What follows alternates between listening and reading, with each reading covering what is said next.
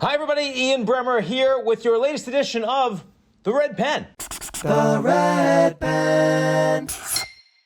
And today we are taking our red pen to a recent article from The Economist.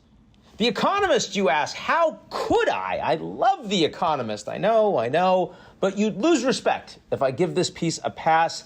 In fact, it was the magazine's cover story this week, so I had no choice. The image and the headline say it all. Here it is.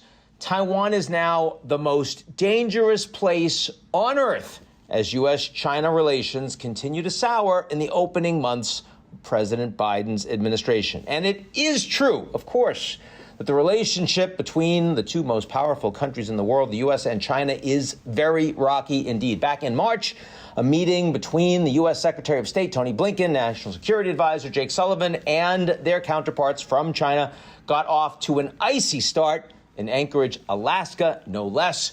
The Biden administration has declared that China's treatment of Muslim minorities constitutes genocide and also continues to push back on the unilateral erosion from Beijing of Hong Kong's autonomy. So this is not a good relationship. And of all the issues, the most volatile and explosive could well be Taiwan. The Economist argues that China may finally look to capture the small island democracy. And yes, there is a lot to be concerned about, but The Economist doesn't have it quite right. So let's get out the red pen. First, central point in the magazine's argument is that a Chinese attack on Taiwan would have global economic repercussions, including disrupting the world's most important semiconductor manufacturer, TSMC. That's Taiwan Semiconductor Manufacturing Company. That company makes more than half of all of the chips outsourced by all foreign companies globally. A quote from the piece: were production at TSMC to stop, so would the global electronics industry at incalculable cost. And yes, war would be devastating for many reasons, including the interruption of TSMC's operations. But that's precisely why it's not going to happen.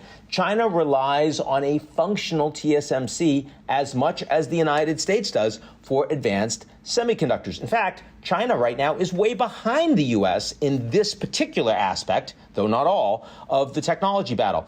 Taiwan is a critical player in the great decoupling battle, and an attack would seriously set back China's own tech ambitions.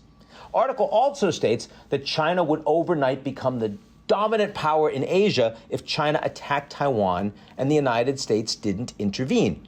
That's doubtful. Actually, the Quad, the U.S., Australia, India, and Japan, would be turbocharged overnight. China could completely undermine its own bid for regional dominance if it were to suddenly assault Taiwan. Also, the argument fails to acknowledge that Taiwan itself could mount significant military resistance, exposing weaknesses in Beijing's military power. Not to mention that such an attack by China would further damage its ties to the European Union. Finally, The Economist speculates that China's President Xi Jinping may want to crown his legacy, as they say, with the takeover of Taiwan. That is a huge gamble. What happens if Xi attempts an invasion and he fails? His legacy would be defined by a reckless move that would destroy China's long-term strategic prospects. Which brings us back to the very splashy and provocative cover and headline. Is Taiwan really the most dangerous place on earth? No. Or at least not right now. We've laid out a few of the reasons, but here are a couple more. The Winter Olympics in Beijing, already super controversial as human rights groups call for boycotts based on abuses of Uyghurs, Tibetans, actions in Hong Kong. Beijing wants to avoid boycotts as much as possible. They see themselves as quite vulnerable in the upcoming Winter Olympics, and attacking Taiwan would make matters far worse. Also, President Xi is looking to secure a third term next fall. Remember, he ended term limits. A military attack on Taiwan could weaken China's standing if it fails. Xi's not likely to go there. Still, there are other ways for China to assert greater control. For example, the very fear of a looming threat would likely erode Taiwan's quest for independence over time without any shots fired. How does the United States, the Quad, Europe respond to that? The answer to that question is going to tell us a lot about where our GZERO world is actually heading. So that's your red pen for this week. Stay safe, and we'll see you again here real soon.